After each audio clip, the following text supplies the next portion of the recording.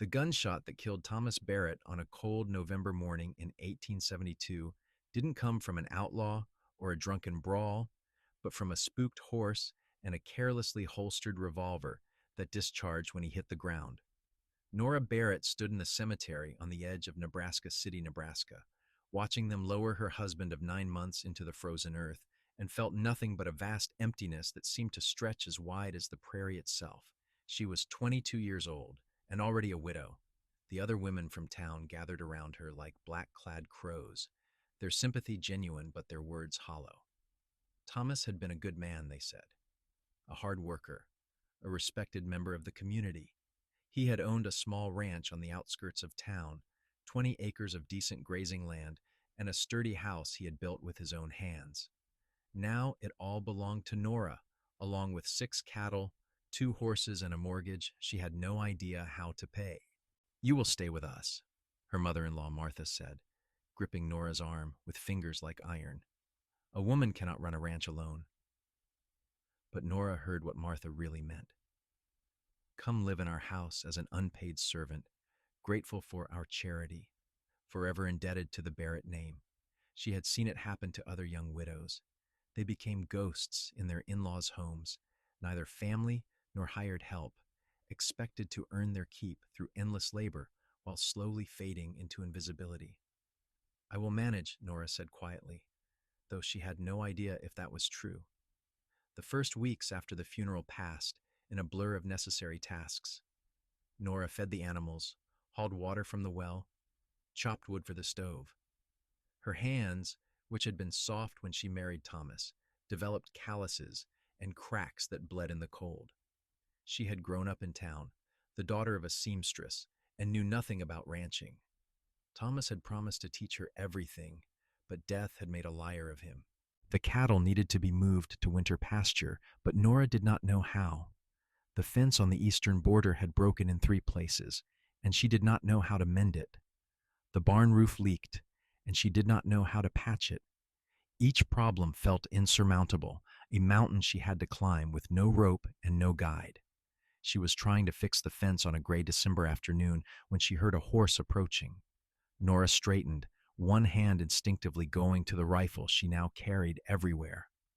A woman alone on a ranch was vulnerable in ways she was only beginning to understand. The rider was a tall man on a paint horse, wearing a battered hat and a heavy coat stained with trail dust. He reined in about 20 feet away, keeping his hands visible and his movements slow. Smart. He knew she was armed. "Afternoon, madam," he called out. "I'm looking for Thomas Barrett. Heard he might have work." "Thomas is dead," Nora said flatly. She had learned not to soften the words. Dead was dead, and pretty phrases did not change it. The man removed his hat, revealing dark hair that fell past his collar and a face weathered by sun and wind. He looked to be in his late 20s with blue eyes that held something that might have been sympathy. "I am sorry for your loss, madam. I did not know. Now you do."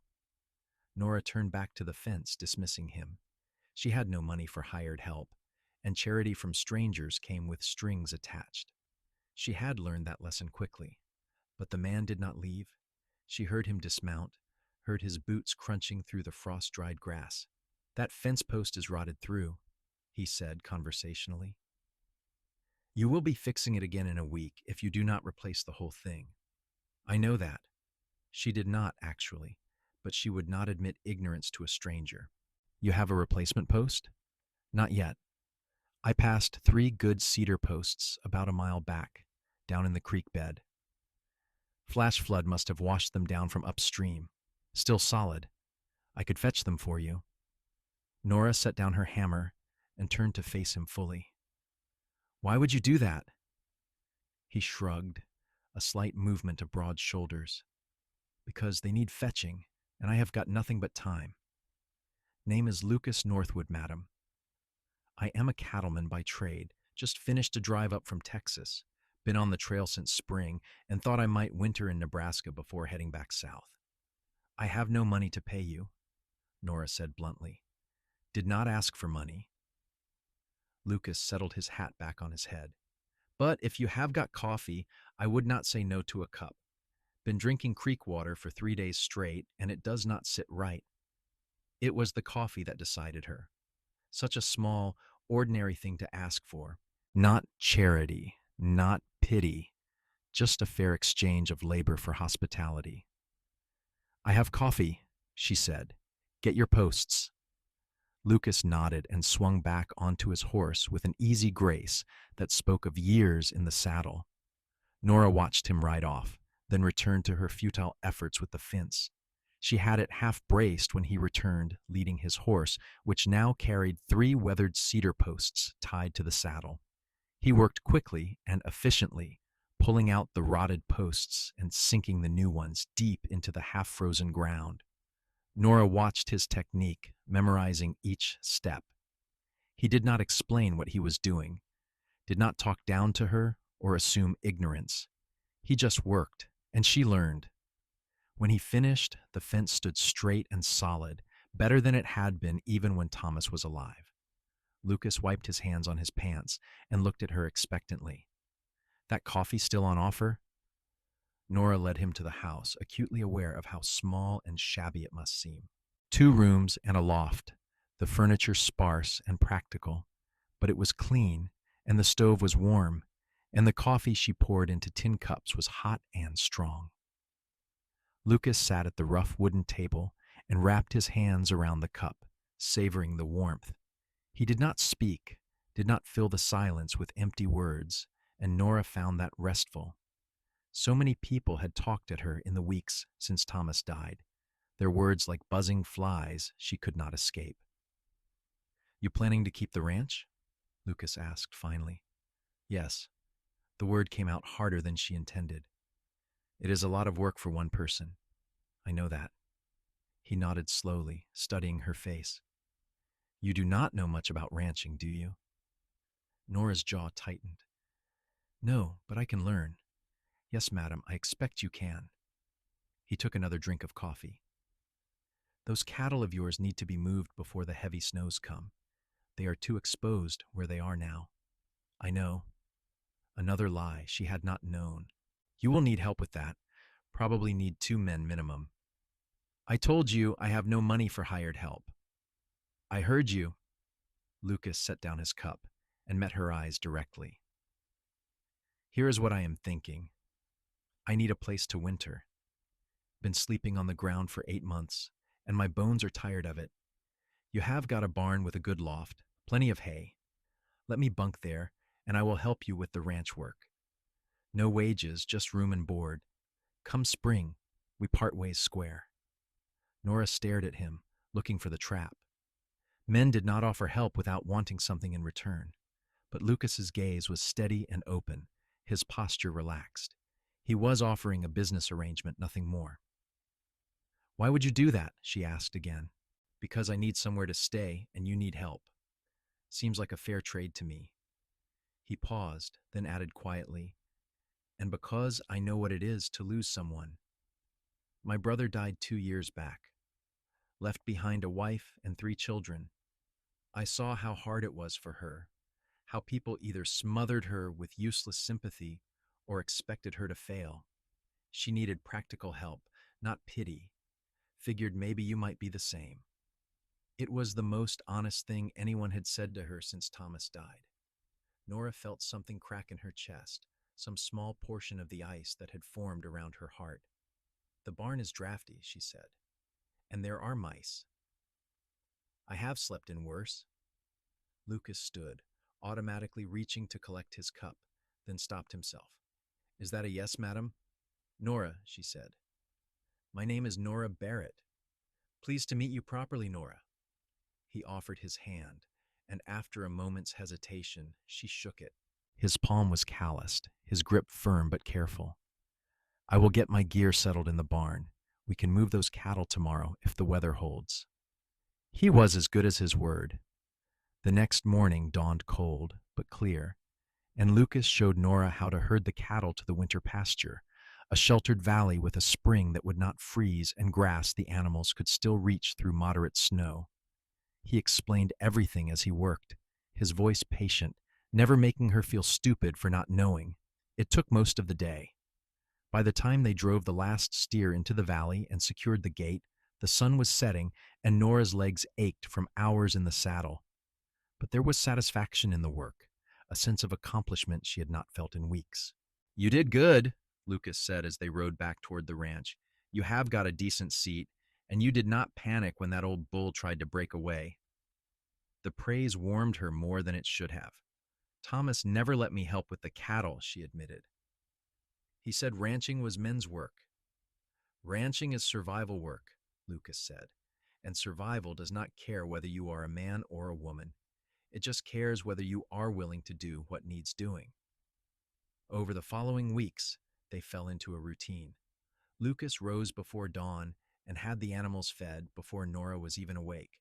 They would work together on whatever needed doing, fixing fences, mending tack, splitting wood for the winter. In the evenings, Lucas would retreat to the barn while Nora prepared supper. Sometimes she would call him in to eat with her, and they would sit at the table and talk about the work ahead. He never pressed into her grief, never asked questions about Thomas. But slowly, in the quiet spaces between work, Nora found herself talking about her late husband anyway. How they had met at a church social, how he had courted her with wildflowers and awkward compliments, how she had thought she loved him, or at least loved the idea of being married, of having her own home. "I did not know him very well," she confessed one evening in late December. Snow was falling outside, soft and steady, blanketing the world in white. "We were only married 9 months. We were still strangers in many ways." Lucas was quiet for a long moment, turning his coffee cup in his hands. "Grief is strange," he said finally. "You can mourn the loss of someone without having loved them deeply. You can mourn the life you thought you would have, the future that got stolen. That is real, too." The words settled something in Nora that had been restless and guilty. She had been grieving, but not in the way everyone expected. She missed Thomas, but not with the devastating heartbreak the other widows described. Mostly she missed not being alone, missed having someone to share the work and the silence. And she had felt terrible about that, as though her grief was insufficient, as though she was failing at being a proper widow. "Did you love your brother?" she asked. "More than anyone in the world. He practically raised me after our parents died.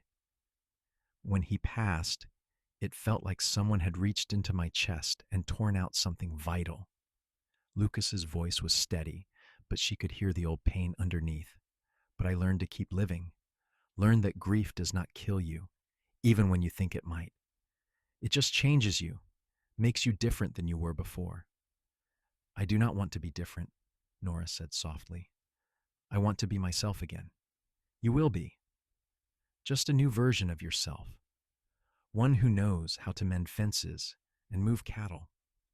He smiled slightly, and Nora found herself smiling back. Christmas came, and Martha Barrett sent word that Nora was expected for dinner. Nora went, out of obligation and respect, and endured 4 hours of veiled criticism and pointed comments about the impropriety of having a strange man living on her property. Martha's sister suggested it was scandalous. Martha's daughter-in-law, Thomas's brother's wife, said it was unseemly. They expected Nora to defend herself, to explain, to justify. Instead, she said, "Lucas has been nothing but respectful and helpful. Without him, I would have lost the ranch by now. I am grateful for his assistance." The silence that followed was thick with disapproval, but Nora did not care anymore. She had learned something in the months since Thomas died. She had learned that she was stronger than she thought, more capable than anyone had believed, and she had learned that other people's opinions mattered far less than her own survival. She left as soon as it was polite to do so and rode back to the ranch through the gathering darkness. Snow was falling again, thick flakes that caught in her hair and eyelashes. When she reached the house, she saw a light burning in the kitchen window. Inside, she found Lucas at the stove, stirring something in a pot. "Figured you would be hungry when you got back," he said without turning around. "Made stew. Nothing fancy, but it is hot." Nora felt her throat tighten unexpectedly. "Thank you," she managed. They ate in comfortable silence, and Nora realized that this, right here, felt more like home than the Barrett family dinner had. This small, drafty house with a cowboy stirring stew on her stove. It should have felt wrong, inappropriate, scandalous, as Martha said. Instead, it felt right in a way she could not quite explain. January brought a blizzard that lasted 3 days. Nora and Lucas worked side by side to keep the animals alive, hauling feed through waist-deep snow, breaking ice on the water troughs every few hours. On the second day, one of the horses went lame, and Lucas spent 2 hours in the freezing barn doctoring the leg while Nora held the lantern and learned about poultices and liniments. When they finally stumbled back to the house, both of them were shaking with cold and exhaustion. Nora made coffee with numb fingers while Lucas built up the fire. They sat close to the stove, thawing out slowly, too tired to talk. "I could not have done this without you," Nora said when feeling returned to her fingers. "Yes, you could have," Lucas said. "It would have been harder, and you might have lost an animal or two, but you would have survived. You are tougher than you think." "I do not feel tough. I feel terrified most of the time.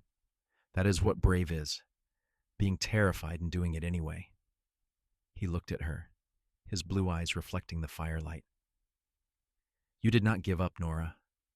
When everyone expected you to fail, to sell the ranch and move back to town, you stayed. You fought. That takes a kind of courage most people never have to find." Nora looked away, uncomfortable with the praise but also warmed by it. "You helped me find it." "No, I just gave you the tools. You did the work yourself." The blizzard passed, and February arrived with bitter cold but clear skies. The days were still short, but the light was changing, gaining strength. Nora noticed she was sleeping better, that the tight knot of anxiety in her chest had loosened. She caught herself humming while she worked, singing old songs her mother had taught her. Lucas noticed too. "You seem lighter," he said one morning while they were mucking out the barn. "I suppose I am. I have not felt this much like myself since before Thomas died. Maybe since before I married him, actually." She leaned on her shovel, considering. "I think I spent my whole marriage trying to be what Thomas wanted. The perfect wife, quiet and obedient and content to stay in the house. But I was never content with that. I wanted to be outside, to work with the animals, to learn things." He never understood that. "Some men are afraid of women who want things," Lucas said. "They think wanting makes a woman dangerous or difficult. But I have always figured wanting is just being alive. If you do not want anything, you might as well be dead." "What do you want?" Nora asked. Lucas was quiet for a long time, forking hay into the stall. "Used to want to make enough money to buy my own ranch. That was the dream anyway. Work as a cattleman, save every penny, eventually buy land, and build something permanent. But these last few months I have been wondering if maybe what I really want is simpler than that. What would that be?" He looked at her directly. "A place to belong. People to care about who care about me back. Work that matters. That is about it, I reckon." There was something in his gaze that made Nora's heart beat faster. She looked away, suddenly flustered. "That does not seem too much to want." "No, madam, but it is harder to find than you might think." That night, alone in her bed, Nora found herself thinking about Lucas in ways that made her feel guilty and confused. She was a widow, barely 6 months out from her husband's death. She should not be noticing the way Lucas moved, the strength in his hands, the rare smile that transformed his weathered face. She should not be lying awake wondering what it would feel like if he touched her.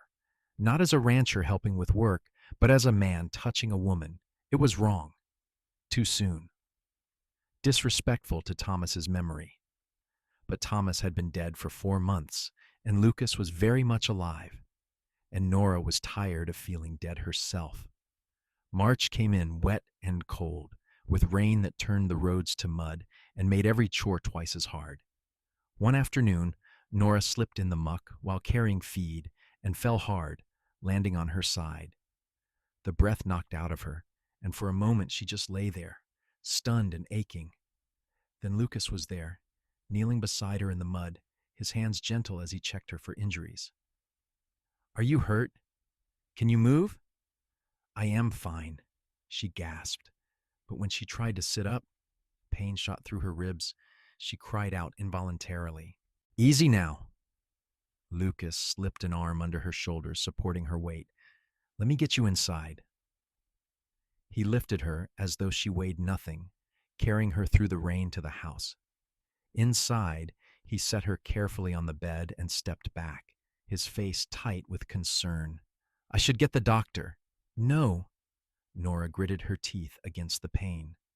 "I just bruised something. I will be fine in a few days."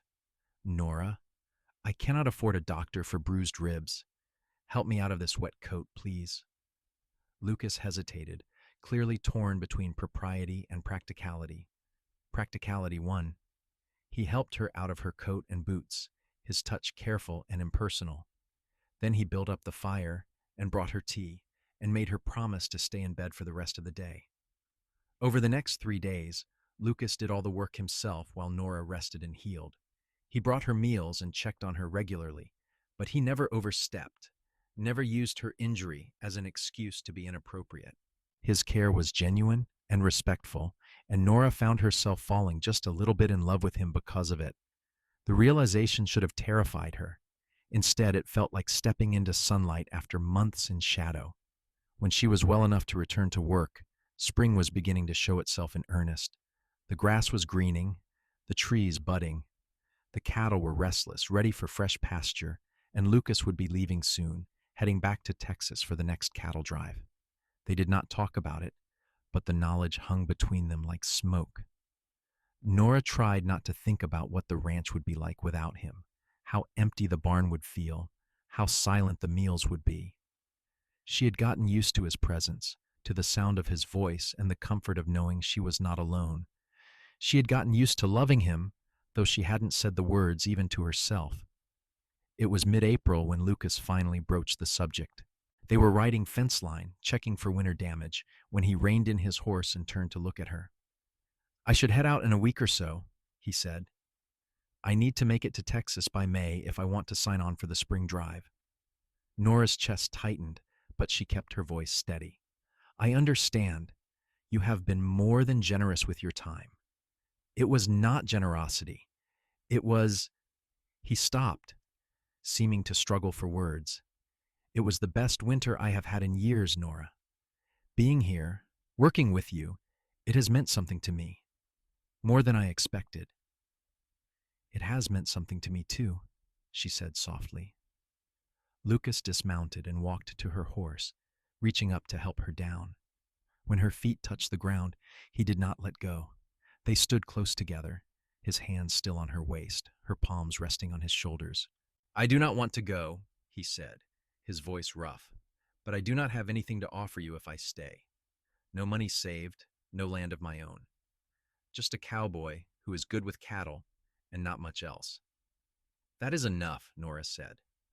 Her heart was pounding so hard, she was sure he could hear it. "Lucas, that is more than enough.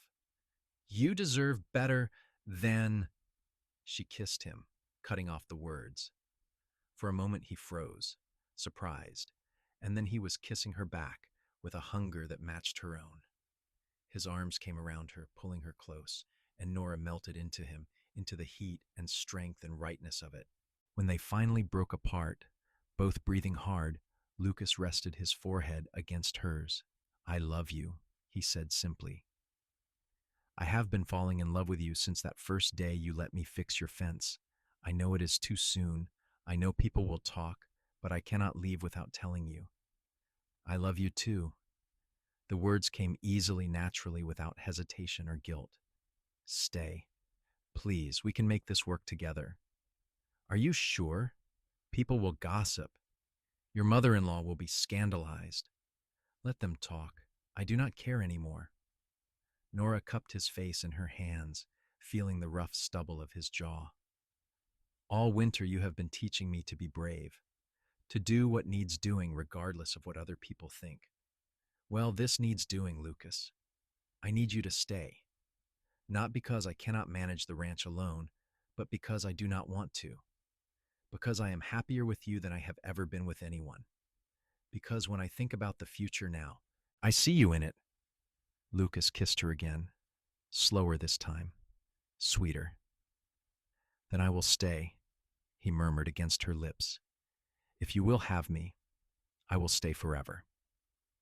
They married in June, a simple ceremony at the ranch with just a handful of friends in attendance. Martha Barrett did not come, scandalized that Nora was remarrying barely 7 months after Thomas's death. The other townswomen whispered behind their hands, calling Nora shameless and worse. Nora did not care. She wore a simple blue dress she had made herself and flowers in her hair that Lucas had picked that morning. Judge Henderson, who had known her father, performed the ceremony in the front yard while the cattle grazed peacefully in the distance. When Lucas slipped the plain gold band on her finger and kissed her as his wife, Nora felt more married than she ever had with Thomas. That night, in the bed she had once shared with her first husband, Lucas made love to her with a tenderness and passion that brought tears to her eyes. Afterward, lying in his arms with her head on his chest, Nora realized that this was what marriage was supposed to feel like. Not duty or obligation, but partnership and desire and love so deep it felt like drowning in the best possible way. No regrets? Lucas asked, his fingers tracing patterns on her bare shoulder. Not a single one. She tilted her head to kiss his jaw. You? Only that I did not meet you first, that you had to go through losing Thomas before you could be mine. Maybe I needed to, Nora said thoughtfully. Maybe I needed to learn who I was alone before I could know who I wanted to be with someone. Thomas was not a bad man, but he was the wrong man for me. I think I always knew that, but I was too young and scared to admit it. His death forced me to become someone stronger, and that stronger version of me was able to recognize you when you came along. That is a generous way to look at it. It is the true way. I am sorry Thomas died. I wish he had lived to find someone better suited to him. But I cannot be sorry that his death led me to you. Does that make me terrible? No, sweetheart, it makes you honest. Lucas tightened his arms around her. And I love your honesty. I love everything about you. They spent the summer turning the house into a real home. Lucas built furniture, sturdy chairs, and a proper bed frame. Nora sewed curtains and planted a garden. They worked the ranch together, equal partners in every way. The cattle thrived, and by August, they had a healthy calf crop that would bring good money at market. Lucas went to Nebraska City one day and came back with supplies and news. Ran into your mother-in-law at the mercantile, he said, unloading flour and sugar. She cut me dead, would not even acknowledge my greeting. I am sorry, Nora said. She will come around eventually. I am not sure she will, but it does not matter, Nora. Her opinion of me means nothing compared to your love. Still, it would be nice if she could be civil. Maybe. He pulled her close, kissing her temple. But I would rather have you and Martha's disapproval than her approval, and not have you. I would choose you every time. In September, Nora realized her monthly courses were late. She waited another week, not wanting to get her hopes up, and then told Lucas over breakfast one morning, I think I might be pregnant. The look on his face was worth everything. Pure joy, unfiltered and bright. Are you sure? Not completely, but all the signs are there. Lucas came around the table and pulled her into his arms, holding her so tightly she could barely breathe. A baby, he whispered. Our baby. Are you happy? Happy does not begin to cover it.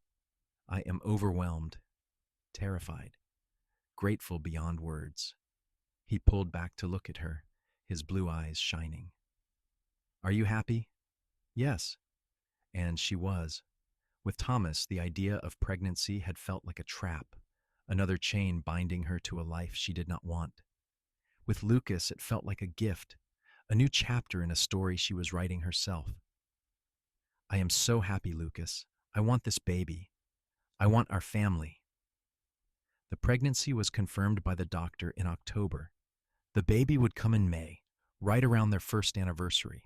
Lucas was impossibly attentive, constantly worried that Nora was working too hard or lifting too much. She found it endearing and exasperating in equal measure. "I am pregnant, not dying," she said one afternoon, when he tried to take a basket of laundry from her. "I can carry a basket." "I know, but nothing. Women have been having babies since the beginning of time while doing hard work. I will not break." "I just want to take care of you," Lucas said, looking almost hurt. Nora softened, setting down the basket to take his hands. "You do take care of me, every single day in 100 different ways. But you cannot protect me from everything, love, and you should not try. Let me do what I can while I can. I will tell you when I need to slow down." He nodded, though she could tell he was not entirely convinced. But he stopped trying to do everything himself and let Nora work at her own pace. As winter settled in, they spent long evenings by the fire, planning for the baby. Lucas started building a cradle from smooth oak, sanding it until the wood was soft as silk. Nora sewed tiny gowns and knitted blankets. "Do you think it will be a boy or a girl?" Lucas asked one night, his hand resting on Nora's growing belly. "I do not know. I will be happy either way." "Me too, though a boy would be useful on a ranch." "So would a girl. I can do ranch work just fine." "Fair point." He grinned. "All right, then. A daughter who can rope and ride and is as tough as her mother. That sounds perfect." But when the baby came in late May, after a long and difficult labor that left Nora exhausted but elated, it was a son. Lucas held the tiny, squalling infant with shaking hands, tears streaming down his face. "He is perfect," he whispered. "Nora, he is absolutely perfect." They named him Henry after Lucas's brother. He was a healthy baby with dark hair and blue eyes, and a surprisingly loud cry for someone so small. Nora had never imagined she could love anything as much as she loved her son. The fierce protectiveness she felt was almost overwhelming. Martha Barrett heard about the baby through the town grapevine and showed up at the ranch 3 weeks after Henry's birth. Nora was nursing the baby when she heard the wagon, and her stomach sank.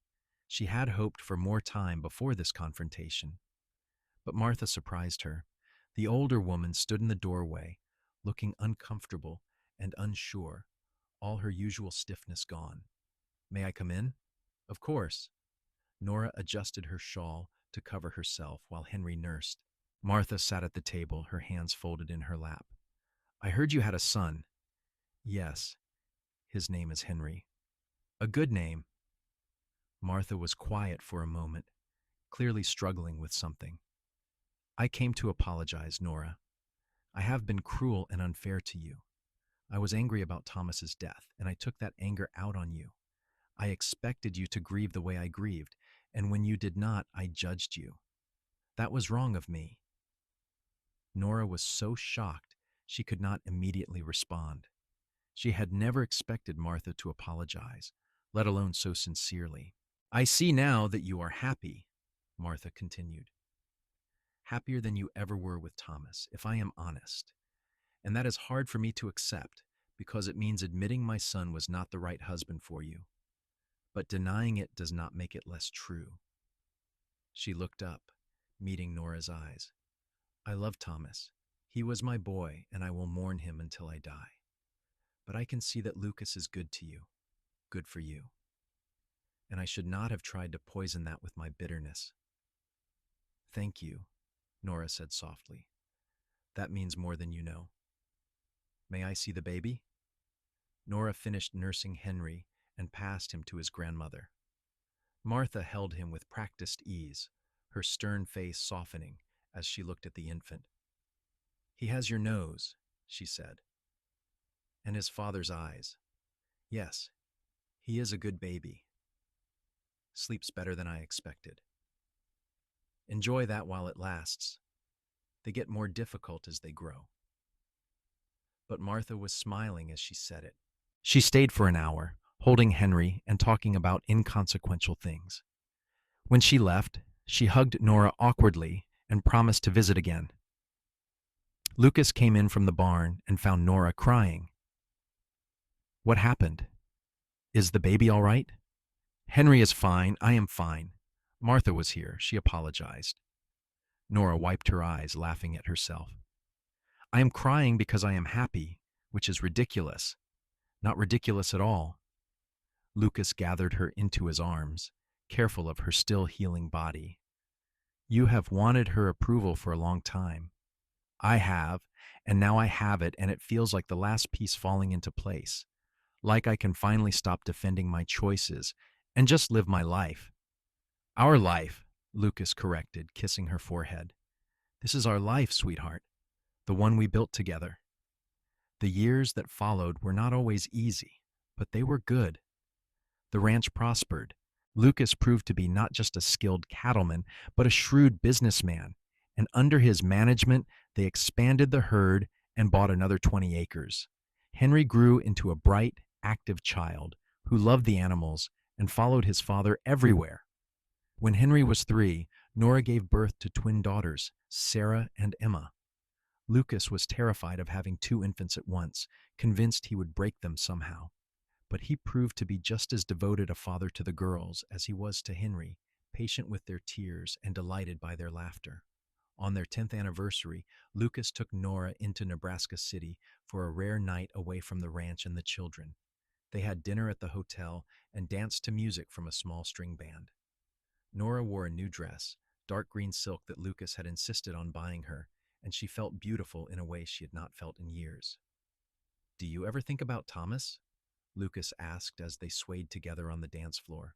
It was the first time he had asked in years. Nora considered the question carefully. "Sometimes," she admitted. "Mostly I think about how different my life would have been if he had lived. I would probably be miserable and not even know it, thinking that was what marriage was supposed to be. His death gave me freedom, even though I did not want it at first, and that freedom led me to you. I am grateful to him then, for not being the right man for you, for leaving you alone so I could find you. That is a strange thing to be grateful for." "Maybe, but it is true." Lucas pulled her closer, his breath warm against her ear. "I love you, Nora. I have loved you for 10 years, and I will love you for 50 more if God gives us the time." "I love you too. So much it still surprises me sometimes, that I could be this happy, this content, that I could have a life I actually want instead of one I am just enduring." They danced until the music ended, and then they went upstairs to the room Lucas had rented. They made love slowly, savoring each touch, each kiss. Afterward, lying tangled together in the narrow bed, Nora thought about the girl she had been when she married Thomas. 21 years old, scared and unsure, trying to be someone she was not. That girl was gone, worn away by grief and hard work and the steadying presence of a good man who saw her for who she really was. In her place was a woman who knew her own strength, a woman who could birth calves and babies with equal competence, a woman who loved deeply and without reservation, a woman who had learned that loss was not the end, just a passage to something new.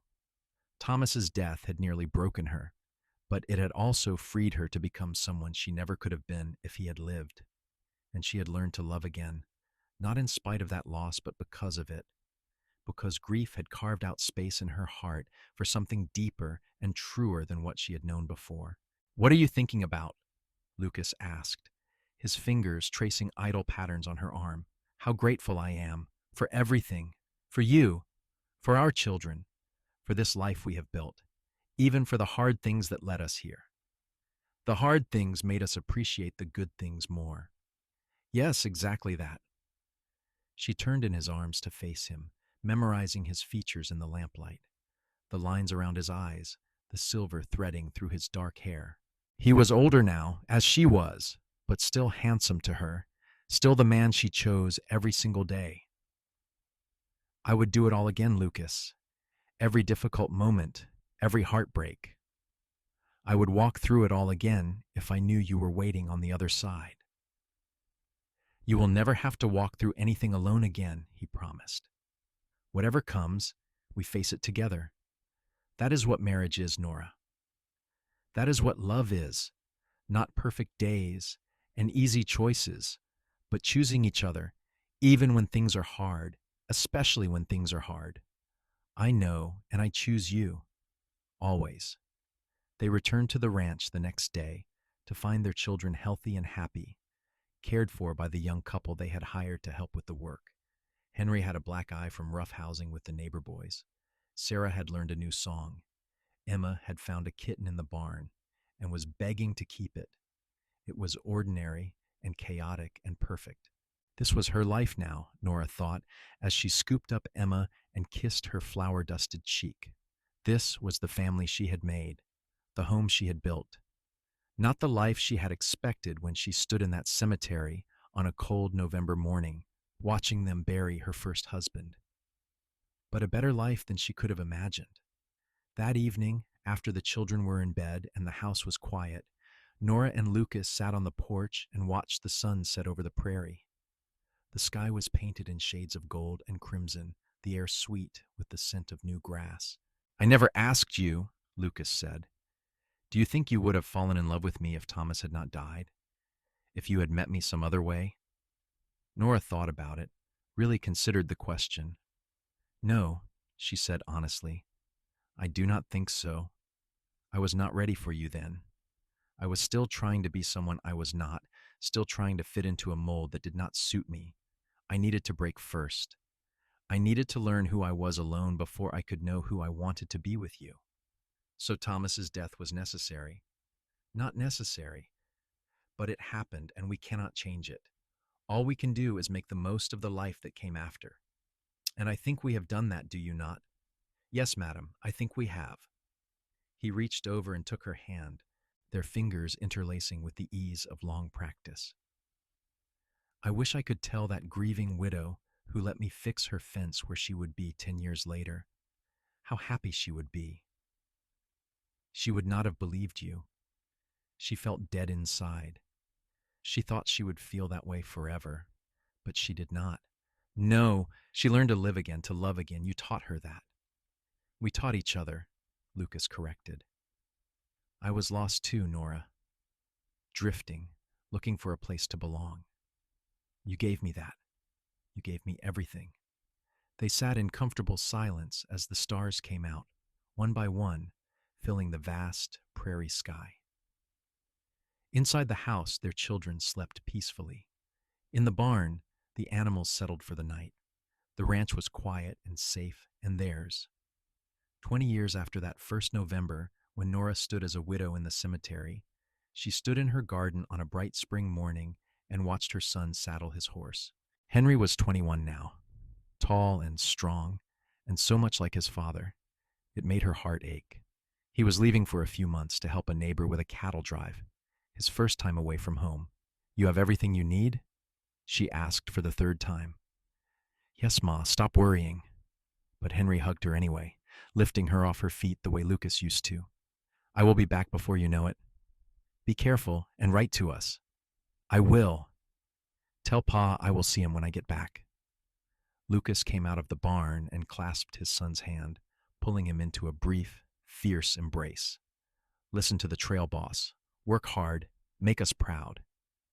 I will do my best. Henry swung onto his horse, grinning down at his parents. Take care of the girls. Do not let them cause too much trouble. As if we could stop them, Nora said, laughing. They watched Henry ride away until he disappeared into the distance. Lucas put his arm around Nora's shoulders and she leaned into him, the way she had been leaning into him for 20 years. He will be fine, Lucas said. I know, but I will worry anyway. That is what mothers do. You are a good mother, the best. And you are a good father. The best Henry could have asked for. Lucas kissed the top of her head. Come on. The day is waiting, and those cattle are not going to feed themselves. They walked back to the barn together, side by side, partners in every sense of the word. Nora thought about the long, strange road that had brought her here, the marriage that ended too soon, the grief that nearly consumed her, the cowboy who taught her to be strong and then stayed to love the woman that strength revealed. She thought about how death had brought her life, how loss had given her everything, how the worst thing that ever happened to her had led directly to the best things. Thomas had been her first husband, the man who gave her his name but never really knew her. Lucas was her forever husband, the man who saw her completely and loved her anyway, the man who had helped her learn to love again, not as she had loved before, but deeper and truer and with her whole heart. She had been a widow at 22, standing in a cemetery with no idea how to survive. Now she was 43, standing in the life she had built from ashes and determination and love. Her hands were calloused, her face was lined, her body had borne 3 children. She was not the girl she had been. She was someone stronger, wiser, more fully herself, and she was happy. Not the giddy, uncertain happiness of youth, but the deep, abiding contentment of a woman who knew exactly who she was and where she belonged. That evening, after supper was eaten and the dishes were washed and the twins were studying their lessons at the table, Lucas pulled Nora outside. The spring air was warm and sweet, full of promise. He led her to the corral fence where they had stood so many times before, looking out over the land they had worked together to build. "Remember the first time I fixed this fence?" he asked. "Of course. I thought you were going to rob me or worse. I was terrified. You hid it well. You looked fierce standing there with your rifle. I was pretending. I had no idea what I was doing. And now look at you, running this ranch like you were born to it. We are running it. Together." "Together," Lucas agreed. He turned to face her fully, taking both her hands in his. "Nora, I want you to know something. These 20 years with you have been the greatest gift of my life. Watching you heal, watching you grow into your strength, raising our children together, building this ranch, this life. I would not change a single moment, even the hard ones, especially the hard ones, because they taught us how to hold on to each other." "Lucas, why are you saying this? You sound like you are saying goodbye." "Not goodbye, just making sure you know, making sure you understand how grateful I am, how much I love you." He smiled, that slow smile that still made her heart flutter. "I am not going anywhere, sweetheart. I just wanted you to hear the words. Wanted you to know that if I had a choice of any life in the world, I would choose this one. With you, always with you." Tears stung Nora's eyes. "I would choose this too. 1,000 times over, I would choose you." They kissed in the gathering twilight, the same way they had kissed 1,000 times before, but it never got old, never felt routine. Every kiss was a renewal, a recommitment, a choice made fresh. Inside the house, Sarah called for her mother, needing help with her arithmetic. Emma was singing off key, some songs she had learned at school, the sounds of family, of home, of the life they had made. Nora pulled away from Lucas reluctantly. "Duty calls. Go on. I will check the animals one more time before bed." She watched him walk toward the barn, still strong and sure after all these years. Then she turned back to the house, to her daughters and their homework, and the evening routine that was as familiar as breathing. This was love, she thought. Not the desperate, clinging thing she had felt at 21, but something steadier and deeper. Love was Lucas fixing her fence before he knew her name. Love was staying through the hard winter and teaching her to survive. Love was choosing each other every day in 100 small ways that added up to a lifetime. Love was learning that grief did not last forever, that hearts could heal and break and heal again stronger. That loss made room for new joy, different, but no less real. Thomas had been a chapter in her story, brief and ultimately sad. But he was not the whole story. Lucas was the story, the real one, the one she would tell their grandchildren someday. the cowboy who helped her learn to love again and then stayed to love her forever. As Nora helped Sarah with fractions and braided Emma's hair for bed, as she moved through the evening tasks with practiced ease, she felt grateful in a bone-deep way. Grateful for second chances. Grateful for the resilience of the human heart. Grateful for a man who had seen her at her lowest and helped her climb back up without ever making her feel weak. That night, lying in bed with Lucas's arm around her waist, Nora whispered into the darkness, "Thank you." "For what?" His voice was drowsy. "For everything. For staying. For loving me. For giving me this life. Thank you for letting me. For trusting me. For choosing me. I will always choose you. And I will always choose you." They fell asleep like that, wrapped around each other, secure in their love and their life. Outside, the Nebraska wind whispered through the grass. The stars wheeled overhead. The ranch slept peacefully, and in the morning, they would wake and do it all again. Feeding animals, mending fences, raising children, loving each other. The ordinary miracle of a good life, hard-won and deeply cherished. Nora had learned that love was not just about the joy. It was about the work, the commitment, the choice to stay even when things were difficult. It was about building something together, day by day, year by year, until what you had was unshakable. She had learned to love again after she thought her heart was dead, and in learning, she had discovered that the second love, the one built on loss and survival and hard-won wisdom, was stronger than the first, not because the first was false, but because the second was earned. Thomas had given her his name and 9 months of marriage. Lucas had given her 20 years and counting, 3 children, a thriving ranch, and a love that grew deeper with every passing season. He had given her herself, the truest version, the one who could work from dawn to dusk and still have energy for laughter, the one who could grieve loss and embrace joy in the same breath. Years continued to pass in the gentle rhythm of ranch life. The twins grew into young women, both strong-willed and capable like their mother. Henry returned from his cattle drive and eventually took over more and more of the ranch management, working alongside his father with an easy partnership that made Nora's heart swell with pride. When Henry fell in love with a girl from town and asked permission to marry her, Lucas gave his blessing readily. The wedding was at the ranch, just as Nora's had been, with the whole town invited.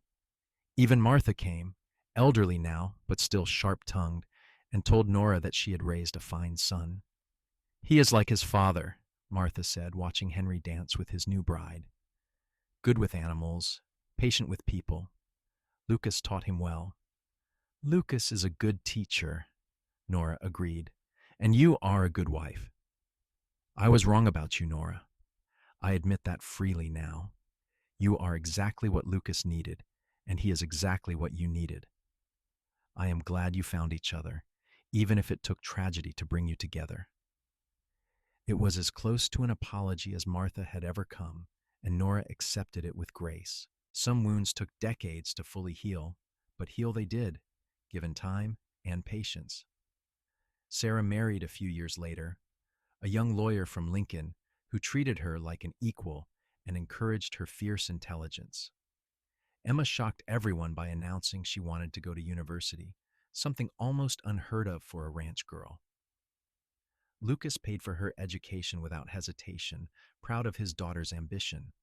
As the children left to build their own lives, Nora and Lucas found themselves alone again, the way they had been in that first winter. But they were different people now, weathered by decades and made stronger for it. They worked the ranch with the help of hired hands, taking on only what they could comfortably manage. The pace was slower, gentler, but no less satisfying. On their 30th anniversary, they took another trip into Nebraska City. They stayed in the same hotel, ate dinner in the same dining room. But the town had changed, grown modern with electric lights and automobiles. The world was rushing forward, leaving the old ways behind. "Do you miss it?" Lucas asked as they walked slowly back to the hotel, his hand warm in hers. "The way things used to be?" Nora considered. Sometimes, but mostly I am grateful to have lived through it, to have been part of that time, that place. It made us who we are. Old, you mean? But Lucas was smiling. Experienced, Nora corrected. Seasoned. Wise. I will take wise. He stopped walking and pulled her close, right there on the street where anyone could see. I love you, Nora Northwood. After 30 years, I love you even more than I did the day we married. I did not think that was possible, but here we are. I love you too. You are still the best thing that ever happened to me, the best decision I ever made. Letting me fix your fence, saying yes when you asked to stay.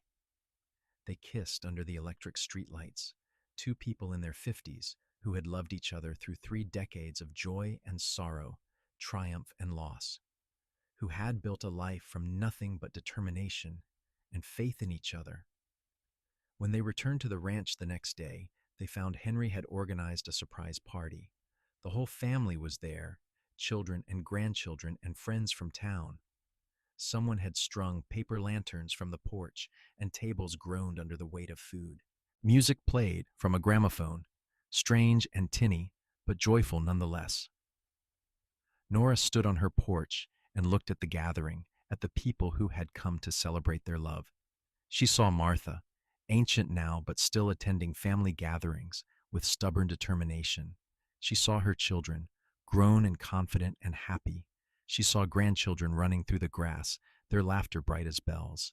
And she saw Lucas, standing at the center of it all, grinning at her with the same warmth he had shown that first day when he fixed her fence and asked for nothing but coffee in return. This was her life. This was what she had built, from grief and grit and the steadying hand of a good man. This was proof that heartbreak was not the end, just a doorway to something new. As the party continued into the evening, Nora danced with her husband under the stars, the same stars that had watched them fall in love 30 years ago. The music was different, the world was different, they were different. But the love was the same, constant as the prairie wind, enduring as the land itself. "What are you thinking about?" Lucas asked, his voice rumbling against her ear. "That I would not change a thing, not one single moment, good or bad. It all led here to this, to us." "That is what I am thinking too." They danced until the music stopped, and the guests drifted home, and the grandchildren were carried sleeping to their beds. They danced until it was just the two of them under the vast Nebraska sky, holding each other in the darkness, grateful for every hard-won day. Nora had been a widow at 22, lost and frightened and certain her life was over. But she had been wrong. Her life had just been beginning. The real life, the true one, had started the day a cowboy stopped to fix her fence and ended up fixing her heart instead. And now, at 53, with silver in her hair and lines around her eyes and hands that ached in the cold, Nora was happier than that young widow could have ever imagined. She had learned that love was not just about finding the right person. It was about becoming the right person, the one who could appreciate and nurture and fight for the gift they had been given. She had learned to love again, but more importantly, she had learned to love truly, with her whole heart and all her strength. And that love had carried her through 3 decades and would carry her through however many more God granted them. "Come to bed," Lucas murmured, taking her hand. "We have work tomorrow." "We always have work tomorrow." "Then we better get some rest." They walked into the house together, through the home they had built and filled with love and laughter and life. And as Nora lay down beside the man who had been her partner for 30 years, she thought about the young widow she had been, standing at a grave and wondering how to survive. She wished she could go back and tell that girl that survival was just the beginning, that grief would pass and joy would return and love would come again when she least expected it, that the cowboy who stopped to fix her fence would fix so much more, would give her a life beyond anything she had imagined. But that girl was gone, worn away by time and hardship, and transformed into this woman who knew her own strength. This woman who had loved and lost, and loved again, deeper and truer than before. This woman who had learned that second chances were real, that hearts could heal, that happiness was possible even after devastating loss. Nora fell asleep in her husband's arms, in the bed they had shared for 3 decades, in the house they had filled with children and memories. And she dreamed of the future, of grandchildren growing, and the ranch thriving, and love continuing, steady and sure as the sunrise. The cowboy had helped her learn to love again. And in learning, she had discovered that love was not just an emotion, but a skill, something you practiced and perfected over years and decades. Love was showing up every day. Love was choosing your partner even when they were difficult. Love was weathering storms together and celebrating sunny days with equal gratitude. Love was building a life, one fence post at a time, until what you had was unbreakable. And Nora and Lucas had built something unbreakable, something that would outlast them both, living on in their children and grandchildren, in the ranch they had nurtured, in the example they set. Their love story was not about perfect people having a perfect romance. It was about broken people finding each other and building something whole from their shared pieces. It was about a widow who thought her heart had died with her first husband, and a cowboy who showed her that hearts could heal and grow and love even more deeply than before. It was about second chances and hard work, and the kind of love that only came from truly seeing and being seen by another person. And it was about learning that the end of one story was just the beginning of another, better one, the one that mattered, the one that lasted. The story of how a cowboy fixed a fence and in fixing it, fixed everything.